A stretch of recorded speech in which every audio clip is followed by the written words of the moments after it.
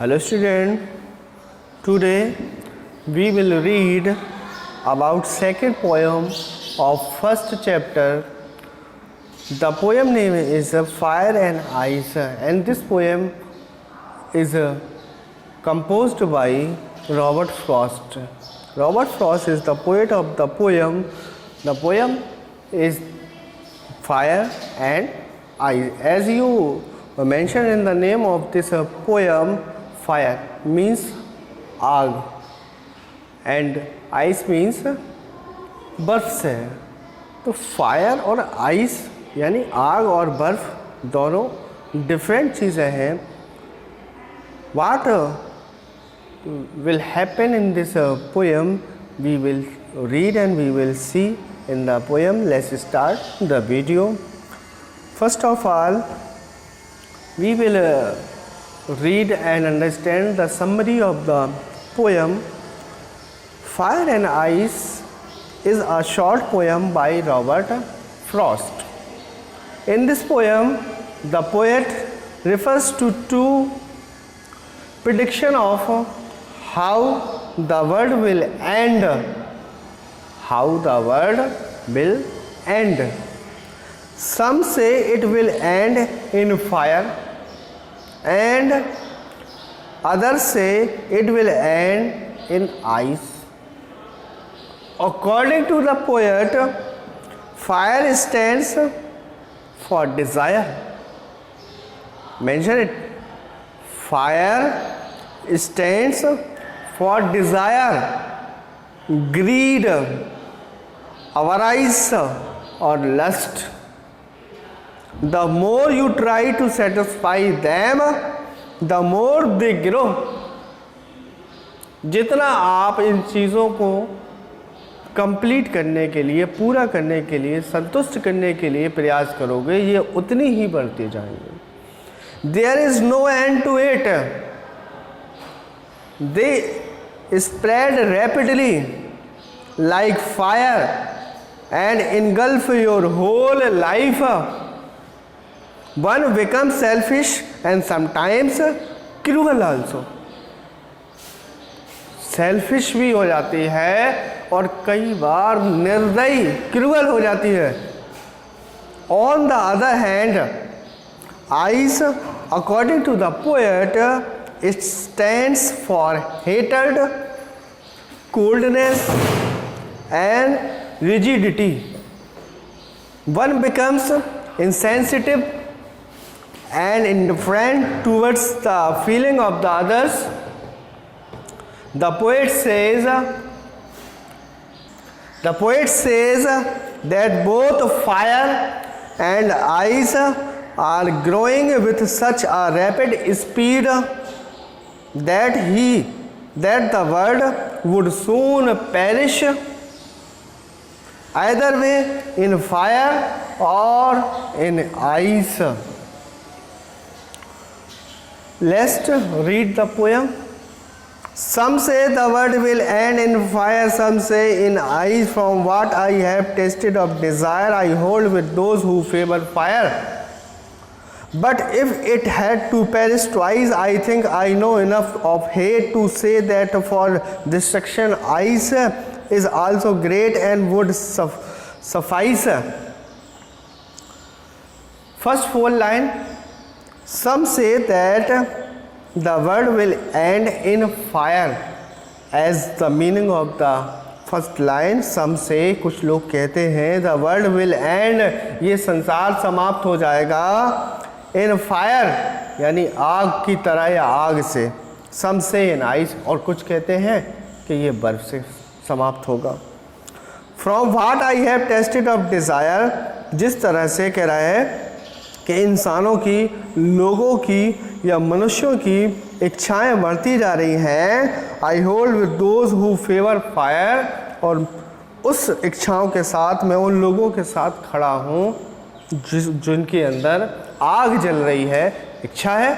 और इच्छा को जब आदमी पूरा करना चाहता है तो वो आग की तरह कार्य करता है, और उसकी इच्छा जब आप उसको पूरा कर दोगे तो दूसरी जगह आग जलना लगेगी. यानी वो आग बढ़ती जा रही है, आप पीछे से बुझाते चले आ रहे हो. तो आप अपने अंदर की डिज़ायर को जैसा कि पोइट ने बोला है, कभी भी आप फिनिश नहीं कर सकते हो, ख़त्म नहीं कर सकते हो। आप एक इच्छा पूरी करोगे और दूसरी इच्छा चालू हो जाएगी। आज आपके पास साइकिल आ जाएगा तो आप मोटरसाइकिल की इच्छा करोगे, मोटरसाइकिल आ जाएगी आप 4 व्हीलर की इच्छा करोगे, 4 व्हीलर आ जाएगी तो भी आप संतुष्ट नहीं होगे।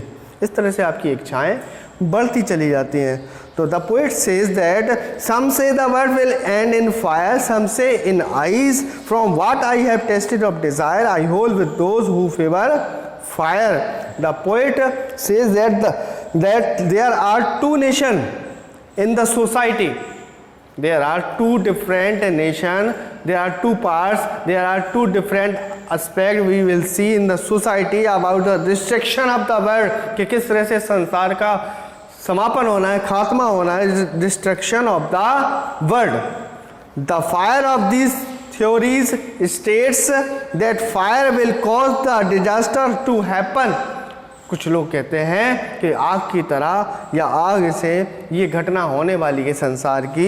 ही equates fire with human passion, और वो लोग आग को मनुष्यों की इच्छाओं से, पैशन यानी लगन से, काम करने की जुस्तजू से जोड़ते हैं। एंड डिज़ायर, और काहे से, इच्छाओं से।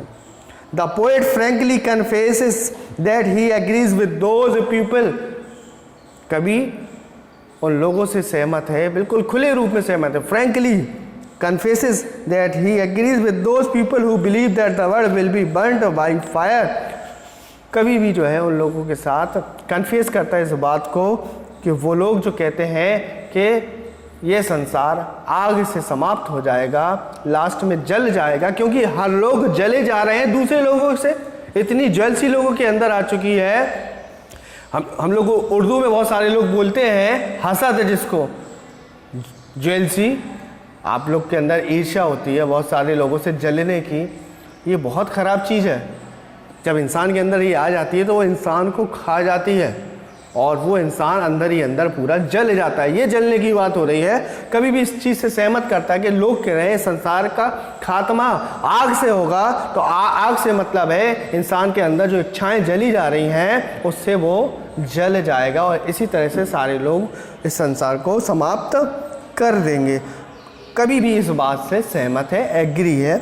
But if it had to perish twice, I think I know enough of hate to say that for destruction ice is also great and would suffice।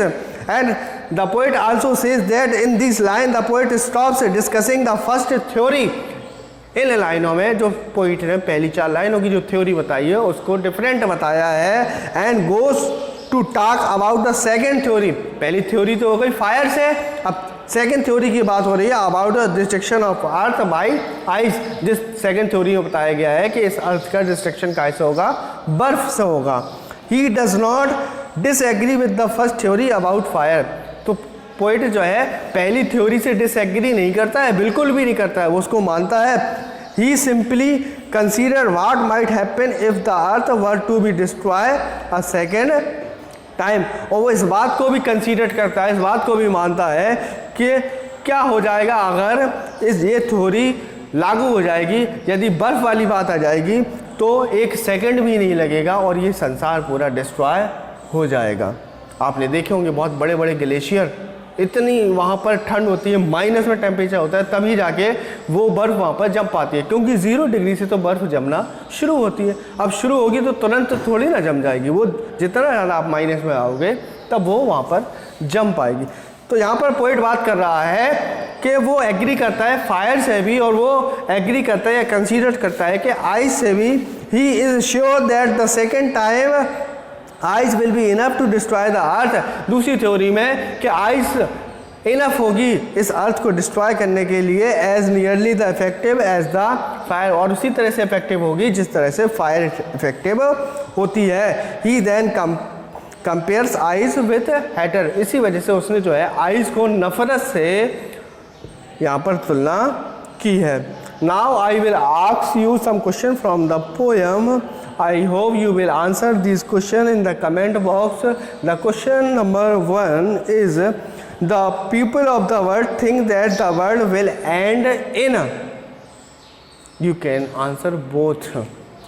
The second question is the poet's opinion is the word will and in. And the third question is find the word from the passage which means same as and less greed. The next and last question is who is the poet of this poem. I hope you will answer this question in the comment box. Thank you.